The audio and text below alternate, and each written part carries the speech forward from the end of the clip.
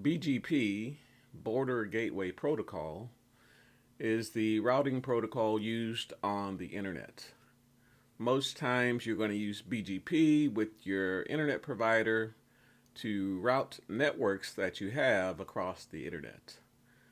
You also have the ability to route incoming networks to certain providers if you have multiples. So if you've got two ISPs, you can route your traffic out one provider and use the other as a backup, or you can route them across both. You have the option of routing your traffic to multiple internet providers. And I was looking at a few old configs, and I'm going to give you some examples of how this routing is done. Now I'm going to be using a routing lab from Cisco Modeling Labs. I'm using a lab because I don't have physical equipment to practice on. I created a simple lab here that's got a customer router here in the center. Back behind that router is the customer network.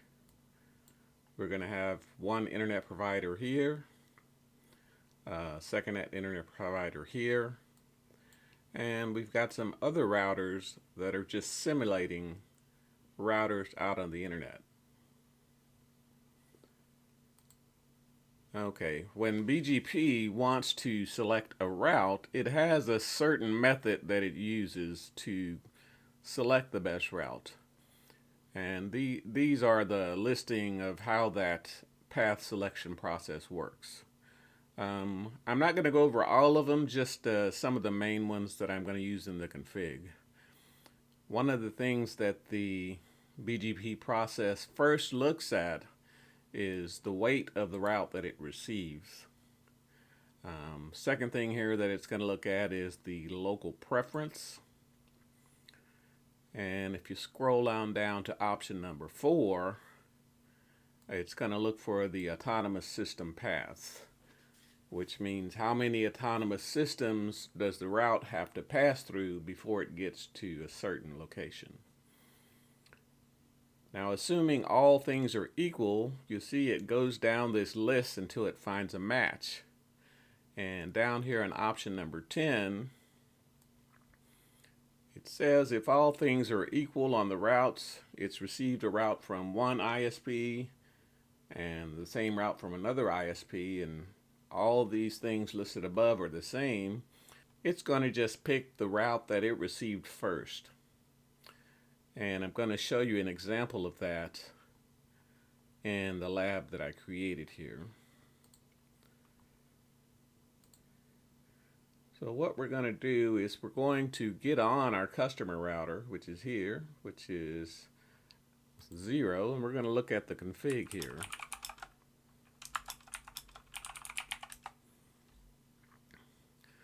This config uses the address family, the newer configuration. So I'm going to define two neighbor routers, the 0.2, which is on this side, 0, this is .1, this is .2. .2 is in Autonomous System 200 as labeled here. And I've adjusted the timers for BGP. The default hold time, I believe, is 180 seconds, which is about 3 minutes. And I didn't want to sit here and wait 3 minutes for BGP to realize that the link was down for this lab. So I set it to 30 seconds. BGP will wait 30 seconds. And if it determines that a link is gone, it'll get rid of the routes that it has for BGP. So again, these timers are just for the lab, just so that it'll reconverge faster.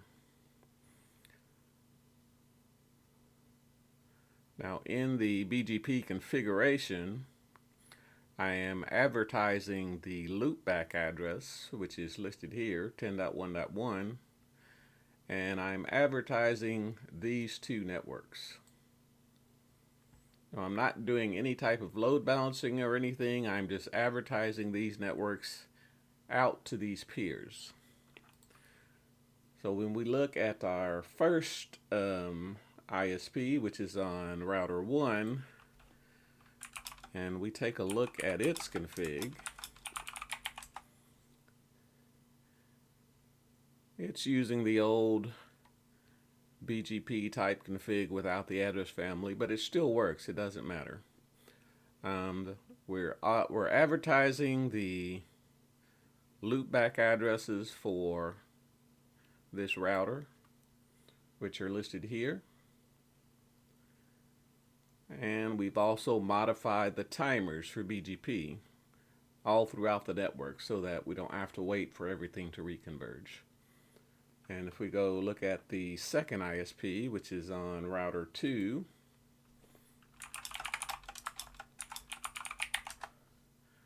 we see we've got the same config over there. We're advertising these loopback addresses, and we've modified the timers. And the timer, if you modify the timers on one side, you have to modify it on the other side as well so that BGP will work properly.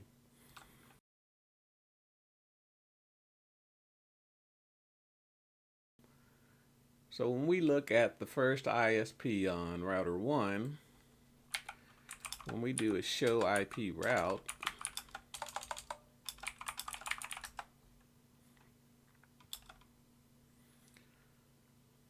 we see that they have a BGP route that they learned from the customer's router here at the .1 address.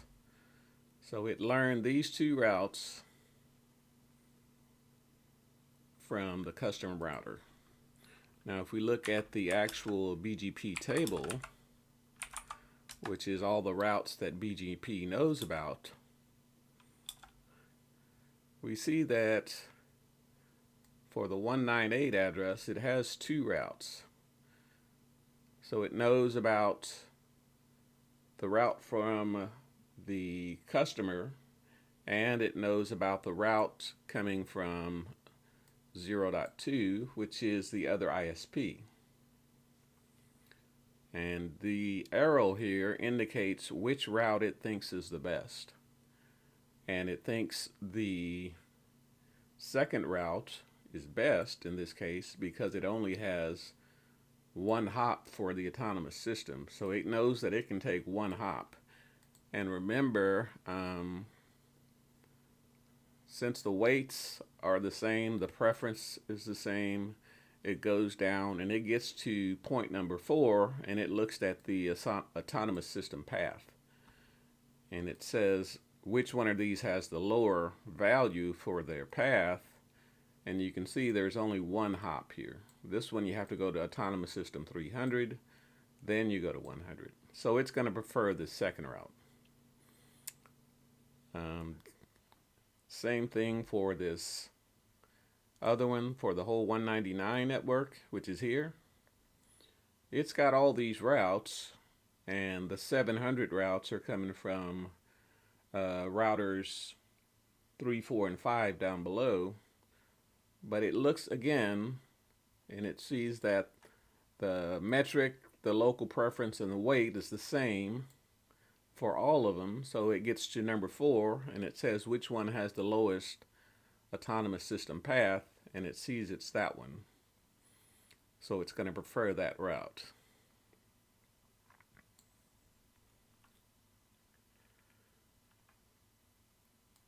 And remember, we haven't modified any of the metrics now. So right now it's just looking at the route that it received first. So when we go down to router 3 down here, and we look at its BGP table, we can see that it's got routes for 198, but all of the paths are the same. It's got 2 hops for the path. So it can either go from here to this router and then here, or it can go from here to this router and then here. So it has to figure out a way to choose the best path. And again, all of these things are equal until it gets down to point number 10. And it says I'm just going to use the route that I learned first.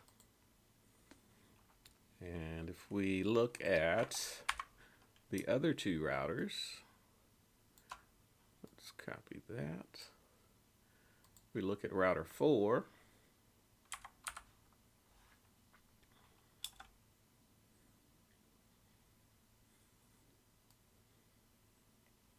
You see the same thing. It's got multiple routes. It's 2 autonomous systems away. So it just says, which one did I learn about first? And it takes this first one going through router 1. So router 4 is also going through router 1 because that's where it learned the route from first.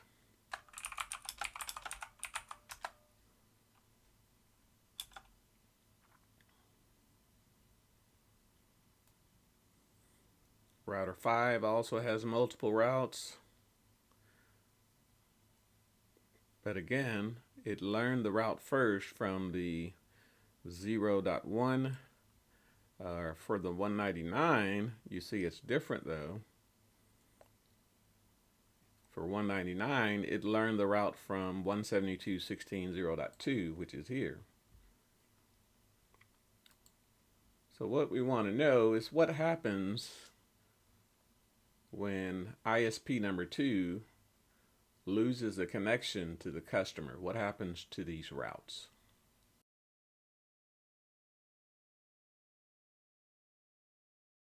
Now let's assume ISP number 2 has some type of problem. So we'll go to router 2 and its connection to the customer is through this G00 interface. What we're going to do is shut down that interface to simulate a problem. And we'll go look at the customer router. Now the customer router doesn't immediately pick up that the connection's gone. And if I didn't adjust those timers, we would have to wait 3 minutes for it to realize the connection is gone. So I've modified the timer to 30 seconds, so just for the lab, it'll be easier to see. So what it says is it sees that the neighbor has gone down. BGP realizes that, so it updates its routes.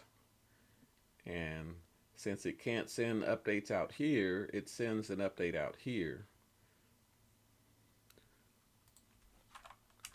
So when we get on ISP number 1, which is router 1, and we go and look at its BGP table, it's only got one route for each one of those networks because this link is down on the other side. And if you look at their routing table,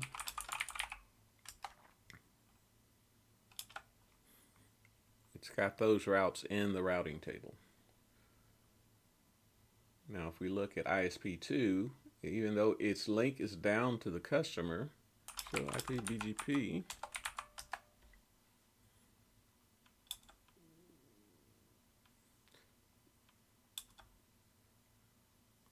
now even though its link is down for those routes, it's still talking BGP to the routers back on this side, back in AS700, and it's still talking to ISP1. So it knows that it can get to this 198 network by going back to 0.1, and that's what the arrow means. That means this is the best route to it. And you see the same thing for the 199 route. Now if we go down and look at router 3, you see here previously it had a route for the 98 going through .1, and it had a route for the 99 going through .2, which is the ISP number 2. If we look at its routes now for BGP, you can see it wants to go through the .1 router, which is here. And for the 199 network, which is all of this, it wants to go to .1 because the path here has been broken.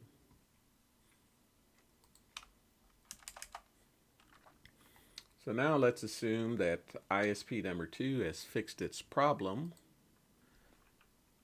And on that G00 interface, we're going to bring the interface back up. And we'll look at the customer router. And it should notice immediately that the interface has come back up. So it's going to start talking BGP back over here. And it's going to send the updates for any BGP to ISP number 2.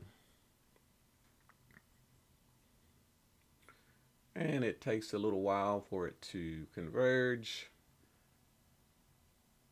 So we go back over to ISP number 1, which is router 1.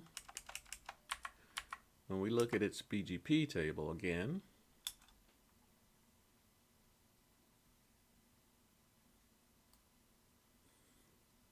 it's got a route from router 2, but it still prefers the route coming from router 1.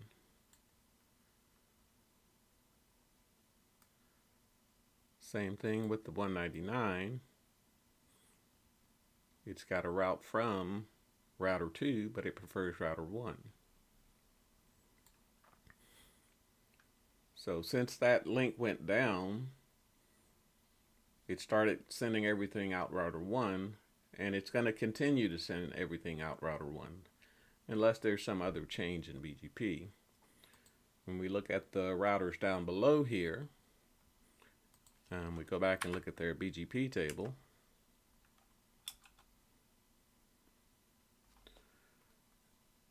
They also have routes going back through router 1 for both networks, 198 and 199.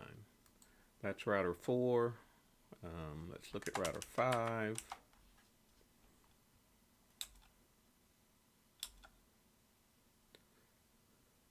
For 199, it says go through 1. For 198, it says go through 1. That's because all of these things that it's looking at for the to determine the best path are the same.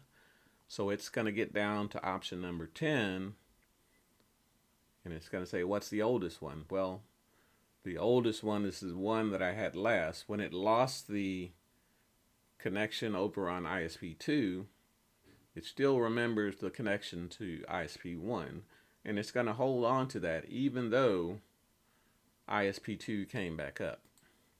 And that's only because we haven't done anything with any of the metrics or anything like that. When you're looking at the BGP tables, it'll give you the metric, the local preference, and the weight. Now the local preference, if it is not listed, it uses the default, and the default is 100. So even though it's not listed here, the local preference is the default of 100. And the weight is normally 0 for everything. So that's what happens when you're advertising your networks and you're not doing anything to affect it. So you're just going to be load balancing your traffic through both of your internet providers.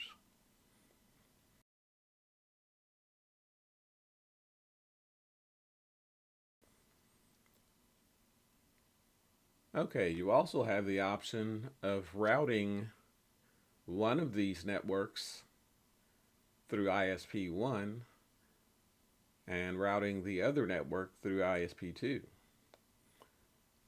That means if both providers are up and running, someone wants to hit your first network, you can set it up so that they always go through ISP1.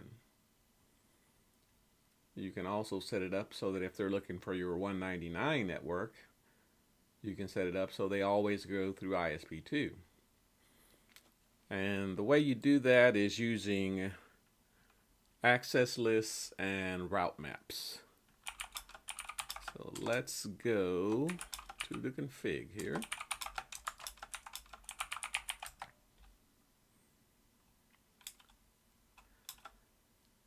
I have created an access list number 11, which matches the 198 network.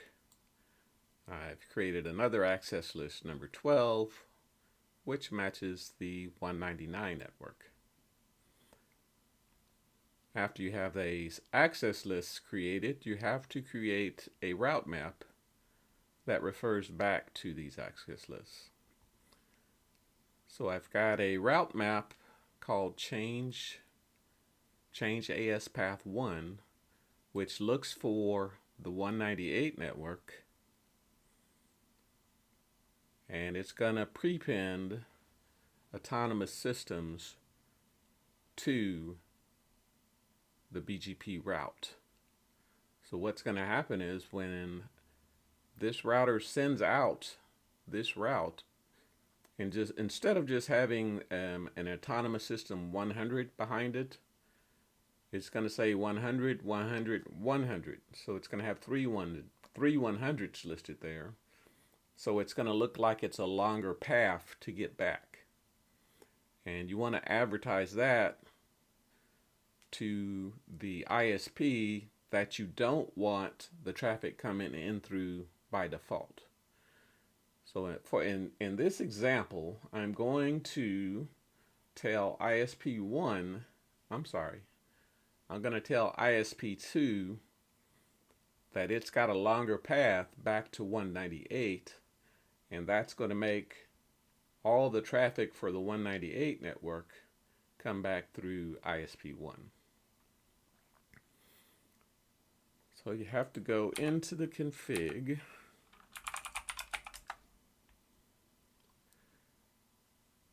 and this one is using the address family, so we have to do BGP first, then the address family.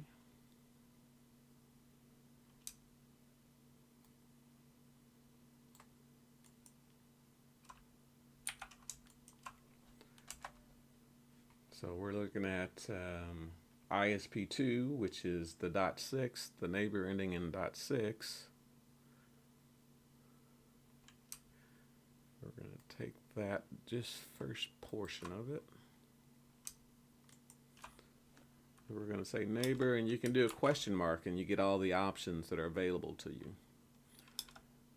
The option that we want is the route map. And then it asks for the route map name, and we called it change AS path 1.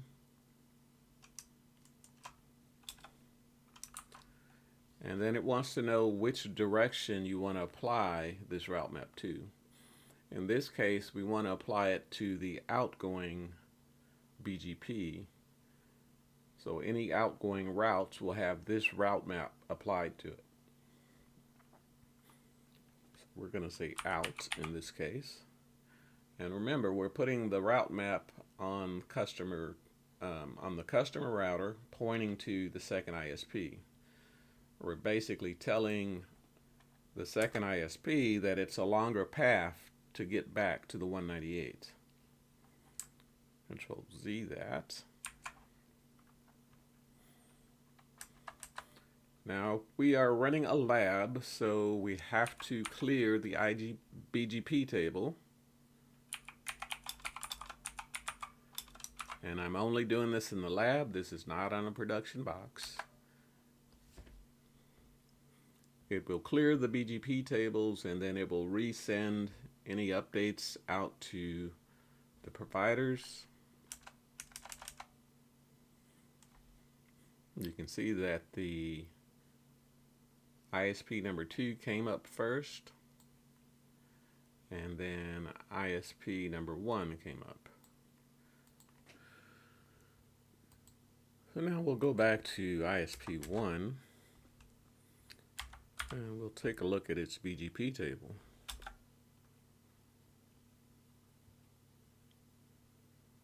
You see that it's only got one route coming from the customer there. If we look at router 2 over here,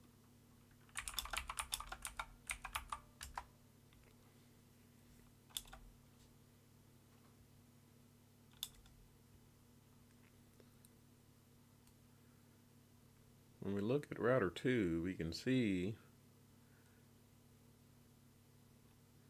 that it's got a route, and it's only getting it from the router 1, which is the first ISP. I'm going to go look down at router 3 and look at its BGP table. And you can see for this 198 network, it's got a route going back through router 1.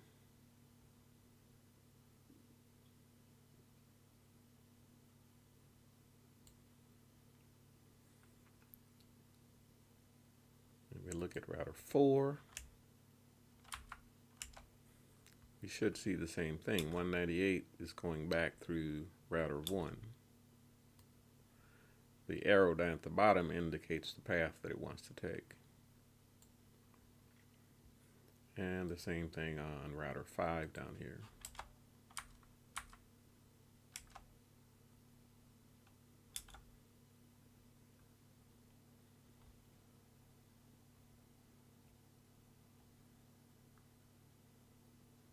And router 5, it wants to send it to router 1. But you notice we haven't done the 199, and it's still trying to go out router 1. Well, we want to tell it to go out router 2, which is ISP number 2. So we get back on the customer router.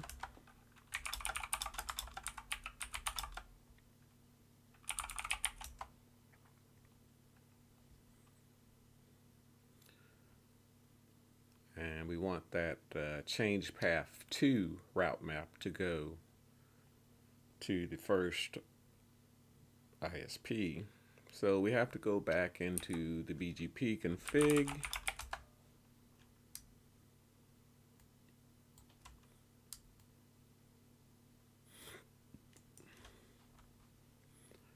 That, and we have to take the address family.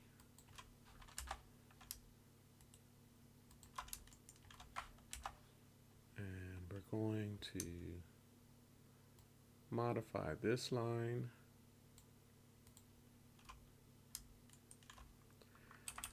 And remember, we're referencing the 199 network in change path 2, and we want to send that to the first ISP.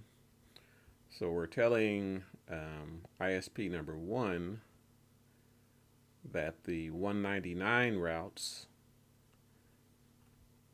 have a higher path to it. It's going to take more hops to get to it. So that's going to make the rest of the network here send anything for 199 over through ISP 2.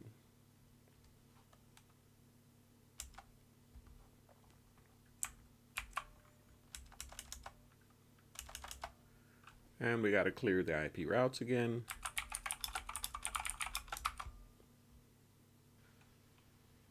So now that we've added the 199, we're going to go look at the BGP table on router 1.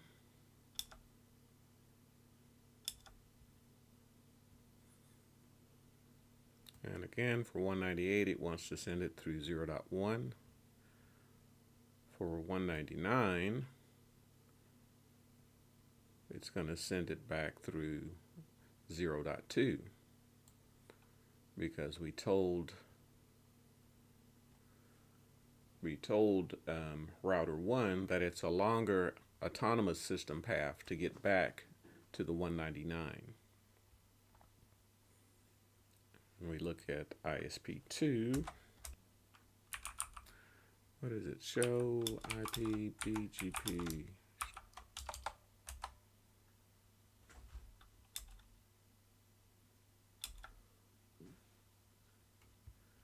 Now when we look at the route for the 198 network, you see the arrow at the bottom. It prefers to go through the number 1 router. When you look for the 199 network, it's going to go back through its 00 interface because it's got a BGP route from there. Now the difference is the other routers here, the 3, 4, and 5, will now be told that the best preference for 199 is to go out router 2. So when we go look at that,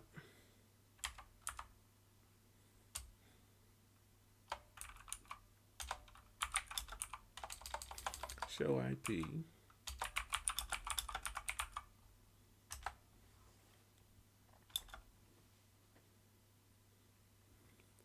we can see that for the 199 network,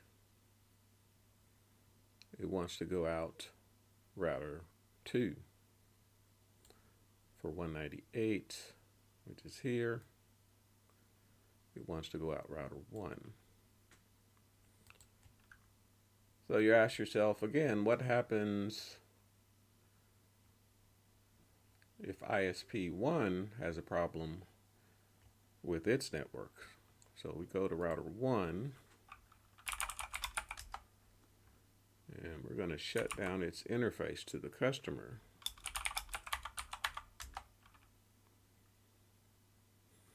It's just interface.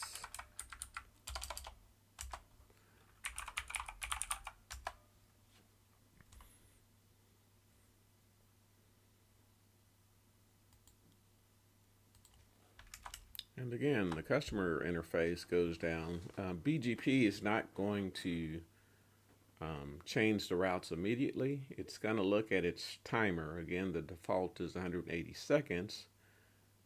Once that timer expires and it realizes it can't see that other interface, it's going to send out routes notifying the rest of the BGP peers that it can't see that interface. So it tells us that it's removed it.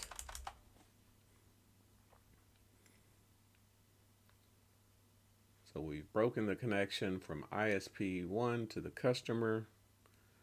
When we go down to router 3 and look at its BGP table,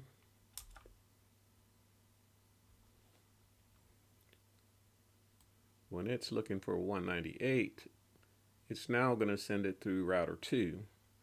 You can tell because of the arrow that's here. That's the route that it chooses as the best.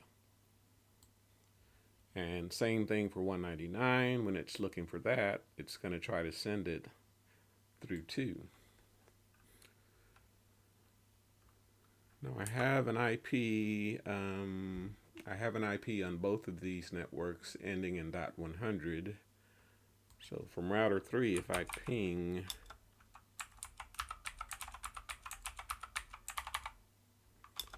and I have to use the loopback interface because I'm only advertising the loopback interfaces into BGP.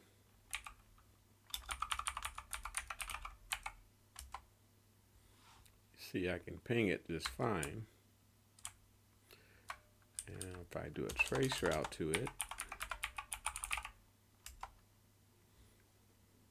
you can see it first goes to 16.0.2, which is here.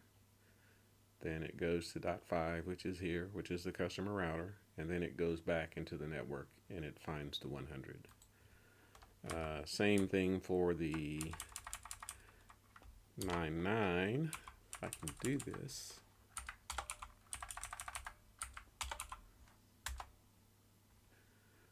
Takes the same path to get back to it.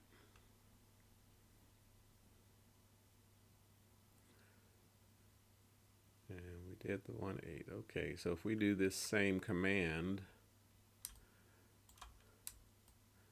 on router 4 and also on router 5,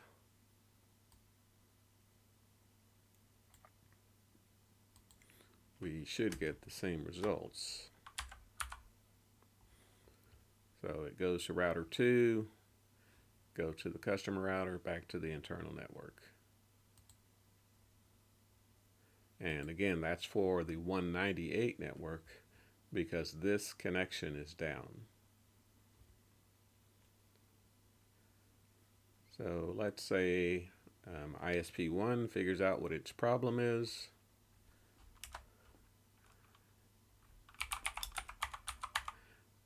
And I always retype the interface name just to make sure I'm on the right interface.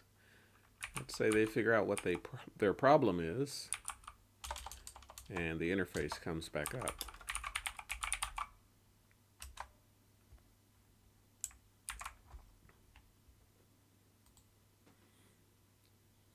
On the customer side, as soon as that interface comes up, BGP doesn't have to wait for the timer because it sees the interface came back up.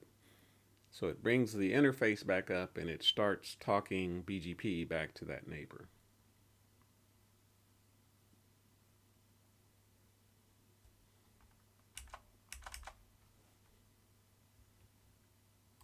So I'm going to get it back on router 1 and we look at its BGP table.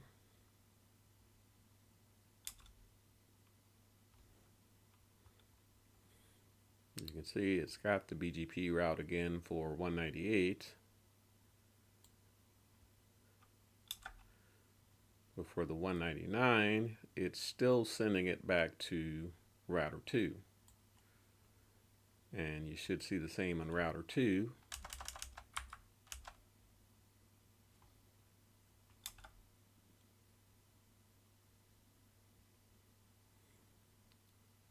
It's got routes for 198, and it's going to send it through router 1. And for 199,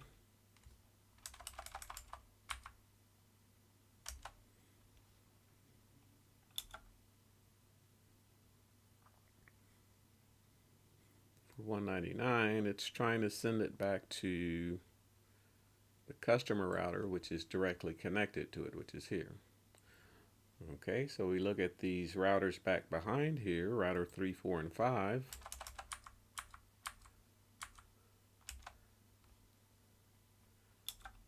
We look at their BGP table, and we see that their route for 198 has switched back to router 1 now that the interface has come back up. Now remember, when we first looked at this, we weren't doing anything with the metrics, and the routers would hold on to the last route that it heard about. Well, now since we are modifying the autonomous system path, as soon as that link comes back up, it's going to go back through the first ISP because we modified the AS path entry on it. So if we are on router 3 and we try to trace route to 199, as you can see, it goes through router 2. If we try to go to that 198, that goes through router 1. So we've got these two routes being advertised out to our ISPs.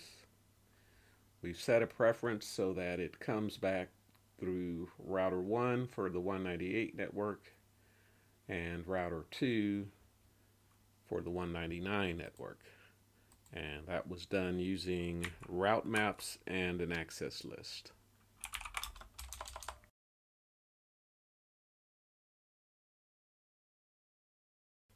Now we're going to take a look at incoming routes. We're going to look at these routes coming in from the other BGP peers, the peers from the ISP here, and then the ISP has peers back over here. We're going to take a look at setting a preference for the path we want to take to get back to these routes. So if we look at our customer router on 0, and we look at our routing table, and we're going to use routers 4 and 5 in this example with the .4 and the .5 address. You can see they've got BGP routes here.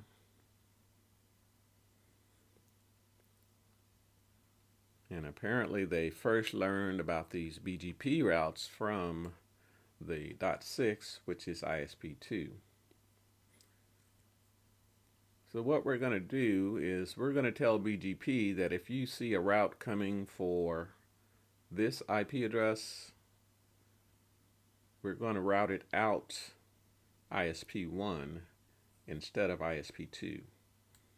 And that's just from the customer side. When traffic originating inside coming outside hits the customer router, we're going to say if you're going to, we're going to tell it BGP that if it goes to 224 or 225, we want it to always go out ISP number 1. And we will use access lists and route maps again to do that.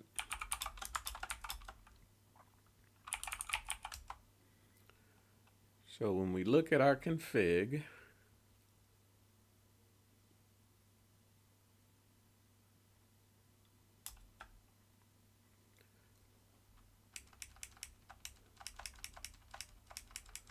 we've got an access list number 13, which matches the 2 IPs that we're trying to force out the first internet provider.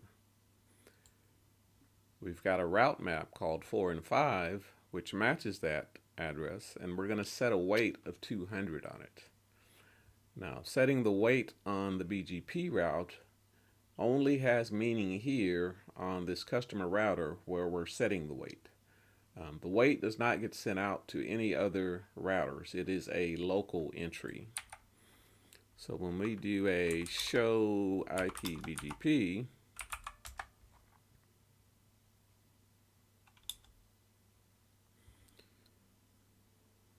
here's the route for 2.4. It's got 2 routes, but you see there's no weight on it, and it's got the same number of hops to it. So normally it would just take the route that it received first. And then for 2.2.5, it's the same way. You can see the weight is 0. Now back on our BGP selection, one of the first things that it looks at is the weight. And it wants the path with the highest weight. So we can set the weight to anything above 0, and the router will consider that the best path. So to do that, we have to go into the router configuration.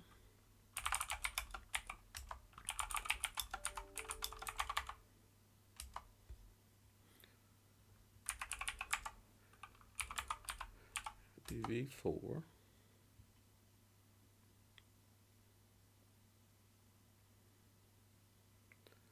And we're going to say, we want this on ISP1, which is router 1. So that's going to be this one for this neighbor.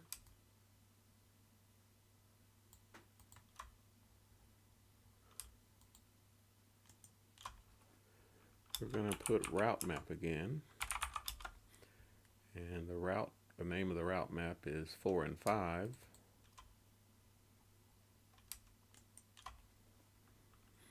And this time it's going to be an inbound route instead of an outbound route. We're saying as routes are coming into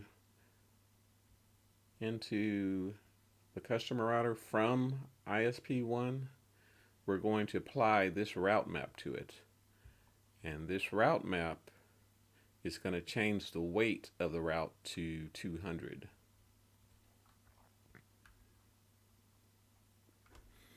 So we have to tell it in instead of out.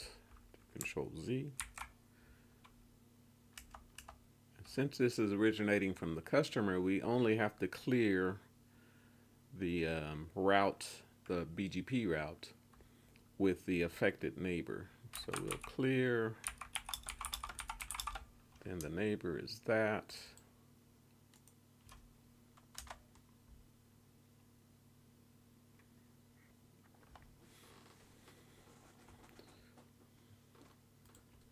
It'll down it and bring it up. The BGP will be converge. And we'll see if we've waited long enough for it to converge again. And we have. So when we look for this 2.2.4,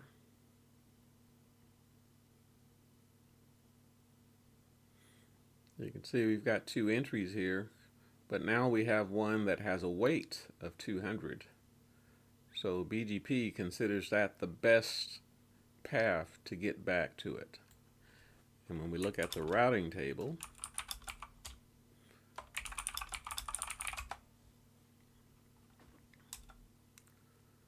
and we look for that 2.2.4 and 5, that says go out to ISP number 1, which is at 0.2, which is here.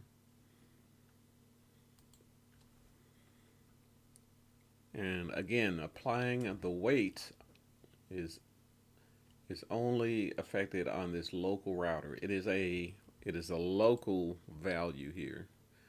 It tells you right here it is local to the router on which it's configured. So it's not going to propagate out. It's just it just has meaning on the local router.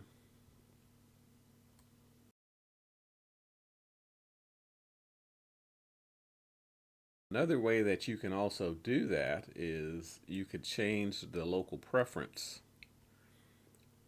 But you have to remember, if you have a weight set, the weight has priority. The next option would be local preference.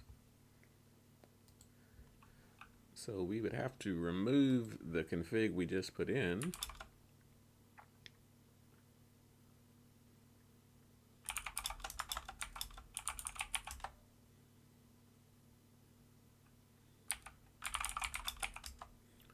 And that is router.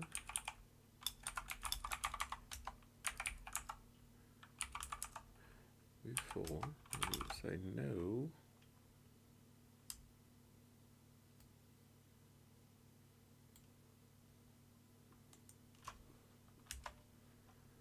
But then we would say, we would change the route map. We have another route map here that changes the local preference.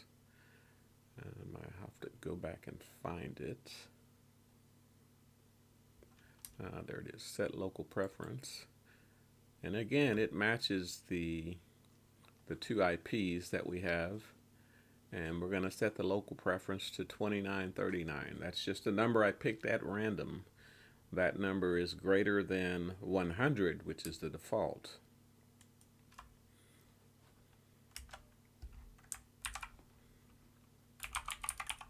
Oops.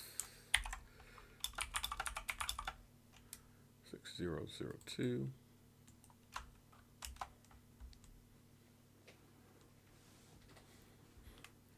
Again, since we're only changing the one neighbor there, the ISP1, we only have to clear the routes on that one. When I go back and I look at my BGP table again,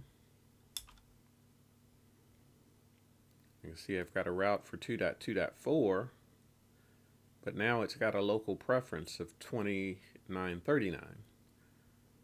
Now, if I would have left the weight in there and it had the weight and the local preference, it's going to look at the weight first. So if one has a higher weight, it's going to choose that. If the weights are equal, then it goes on to the next step, which is the local preference. And it's the same here for the 2.2.5. Then when I look at my routing table, and again, this is for routes going back out to the networks. So the traffic will source from here, destination 10.2.2.4, it'll always go here. And you might do that because you know that these routes have a faster connection for some reason when they're going through this ISP.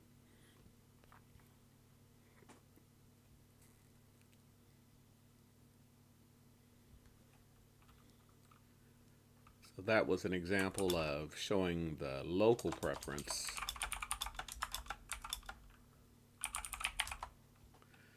And again, all we did was apply a route map to the inbound route that was coming in.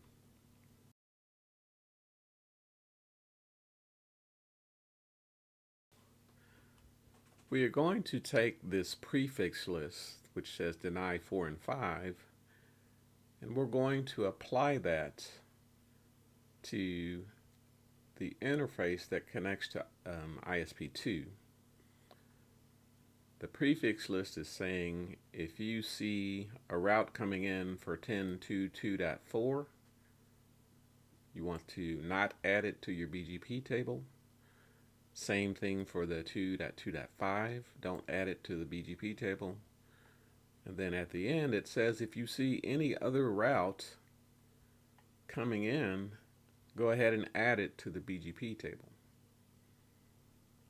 And you have to put in the less than equal 32 at the end, or it thinks you're just looking for a default route. So you're saying any route and it's got a net mask less than 32, less than and equal to 32, go ahead and add it to the routing table. So we're going to apply this prefix list to ISP2,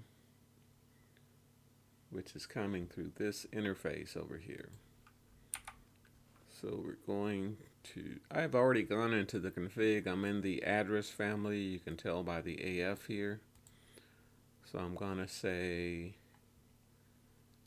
neighbor .6, which is going to ISP2. Prefix list, the name of the prefix list, which is that, and it is in.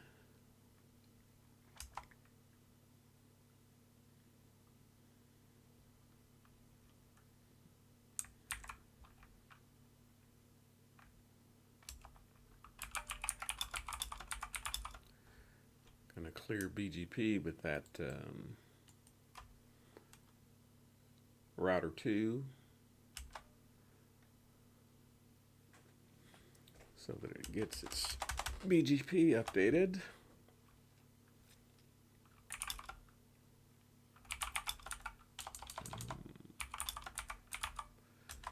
So when we go back and look at our BGP table,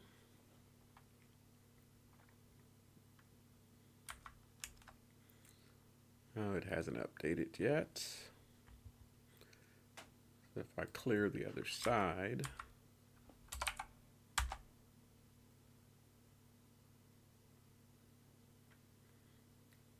I'm clearing the other side just to speed up the replication.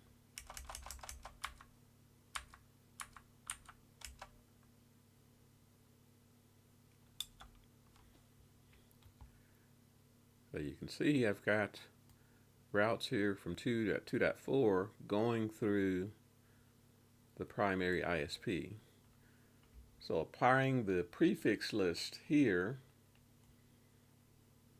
tells the customer router that when it sees routes coming in for those two IPs, not to use it, not to put it into the BGP table. So you may be saying, what happens when this connection goes down? I'm sorry, what happens when this connection goes down and the customer router does not have a route back to 2.4 or 2.5? Well, then in that case, what it's going to do is it's going to use its default route. And right now it's pointing to O2. That's because O2 is available. So what we would have to do is shut down this G01 interface to show you what happens.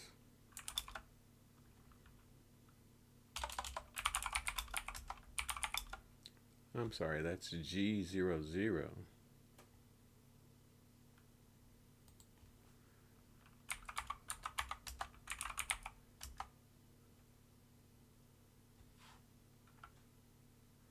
All right, we shut down that interface.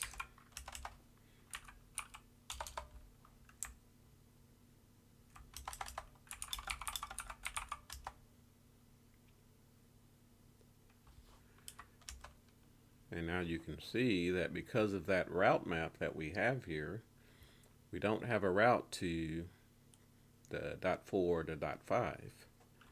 But when we look at our routing table, we've got a static route going to 0.6, which is here. So it doesn't have a route for either of these. So it's going to send it to its default route, which is here. So it still works. And the reason that works is because we have two static routes in our configuration, but we've changed the metric on it. So we've got the first static route here going to ISP2, and we've got a metric of 10 on it. But when this interface goes down, this route goes away and it uses this route, which is going out router 2.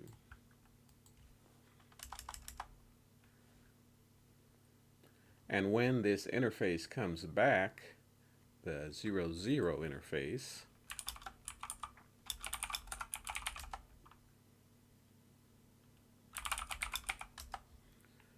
it's this one that we shut down. It's interface.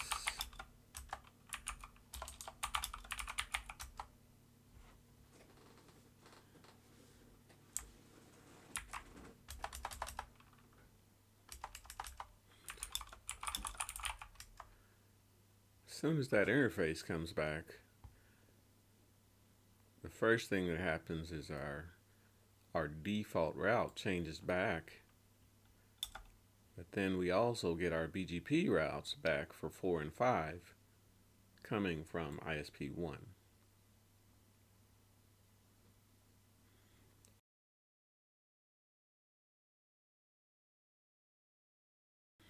And the last configuration we want to look at is what if we want all inbound and outbound traffic going through one provider and just let the other provider sit there as backup.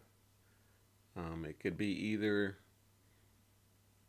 you're paying a higher rate for this ISP, or you're paying for rates based on traffic. You could tell everything to go out one ISP and come back in one ISP, and then the only reason this one would ever come back and traffic would route through here is if there's an issue over here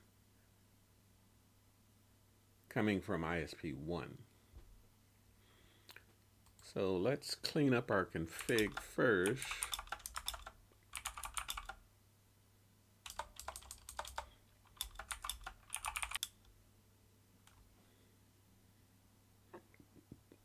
So in our config, we're back to our base config where we just got BGP. And we've just got our static routes. So as far as the outbound traffic, we've already got our static route, which says send everything out to ISP1. But we still have BGP routes that are coming in from both ISPs. So we have to tell the customer router to send all your traffic out through router 1. And what we have to do is look at any routes coming in from ISP2, and we're going to set a lower weight on them. Well, it might be easier. We're going to set a higher weight on routes coming from ISP1. So if you receive a BGP route here from router 1, we're going to put a higher weight on it so that it prefers to go back out this way for that traffic.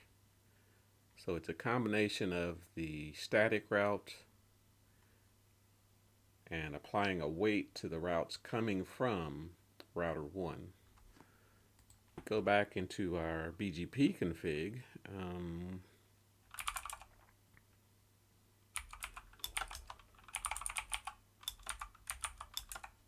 BGP.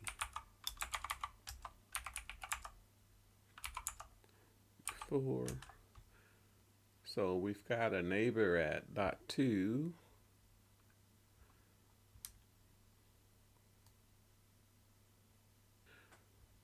We need to create a new route map that's going to set the weight for the routes coming from ISP1. So let's config T.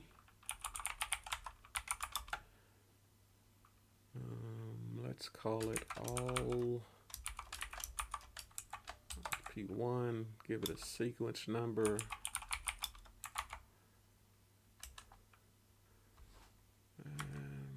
It's route map, not router. And we're going to say set the weight to 200. Since we're not specifying an address or anything, it's going to look at any route and just set the weight for 200. And we have to go into the BGP config.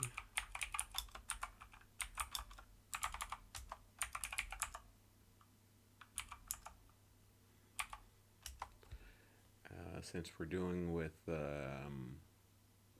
ISP1 on router 1, that neighbor is the .2.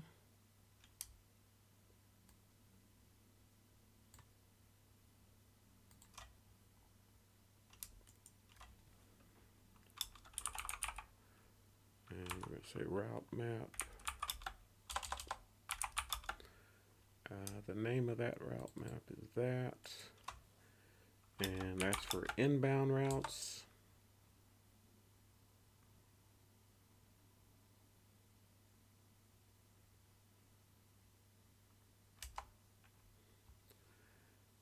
And then for our outbound routes, since we want everything coming and going this side, we have to apply the route maps to this side for the autonomous system path for these routes that we're sending out. So we have to, that's that neighbor command that we used, which is here.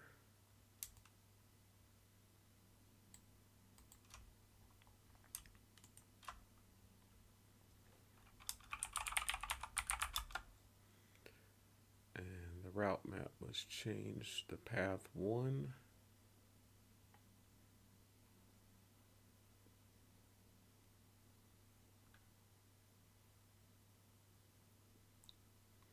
Well, before we change the path on it, the change path 1 matches on access list 11.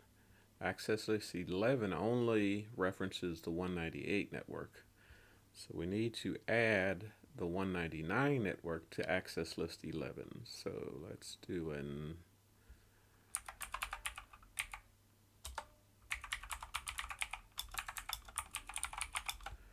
we're going to permit the 199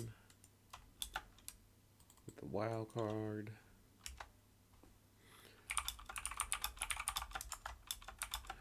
And I'll show you what that looks like also. Start at the BGP config.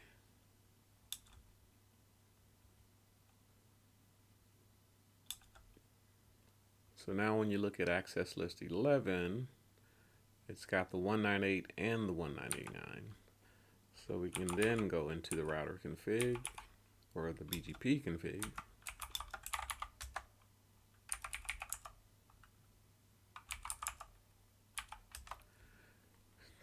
And we can say neighbor, and we're looking at the .6.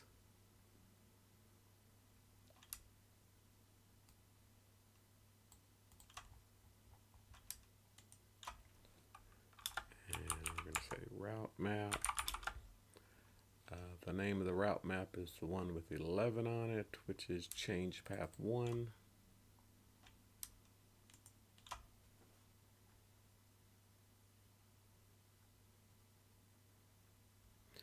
And that is going out.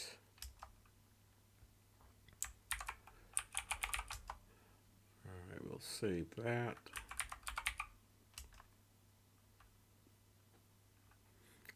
to right. Okay. And again, to speed things up, I'm going to clear the BGP table.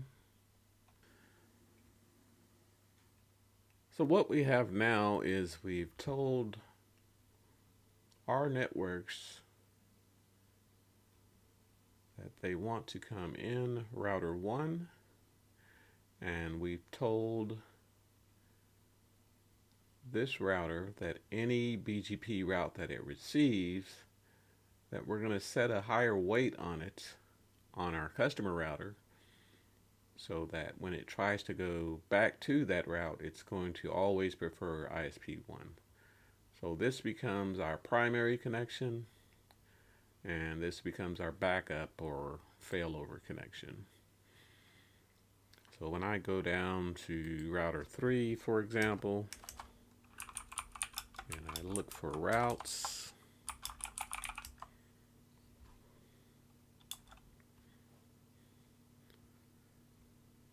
it's going to send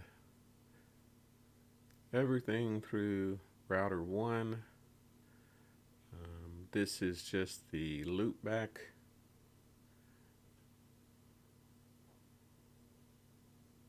Yeah, this is the loopback on router 2. So for that loopback, it's going to go straight there.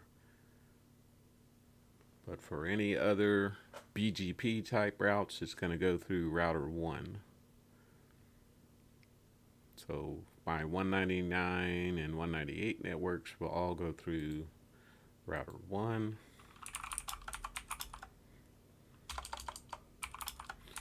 And when I look at the BGP table,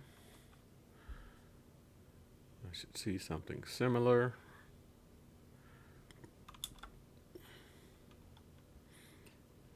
Now it's got a route from the other router, but it prefers the route from router 1. Remember, the greater than sign is the preferred route. It's got a route for 98, and it prefers the route for router 1. So any traffic coming from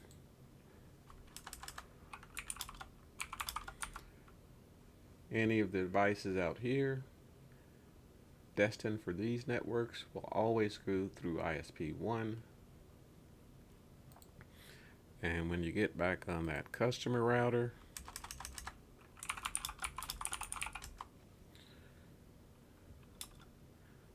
you see that all of its BGP routes are going to go back out to ISP1.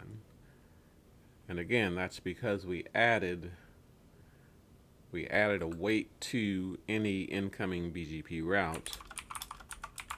And you can see that with the show IG BGP command.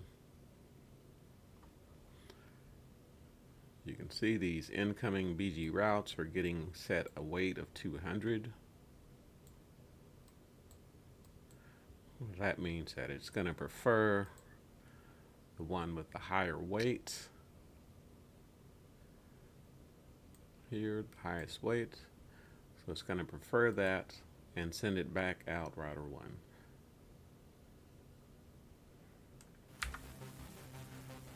So that was just a quick example of configuring BGP and manipulating the routes so that you can have it go out a certain way, or that you can have it go in a certain way. When you're dealing with route maps, you have to make sure that you match everything. If you don't match everything in your route map, it's going to drop the BGP routes that aren't matched. And the same thing in your prefix list. If you're going to deny routes with your prefix list, you have to make sure you permit any at the end of the prefix list. Thanks for watching. Click the like button and subscribe.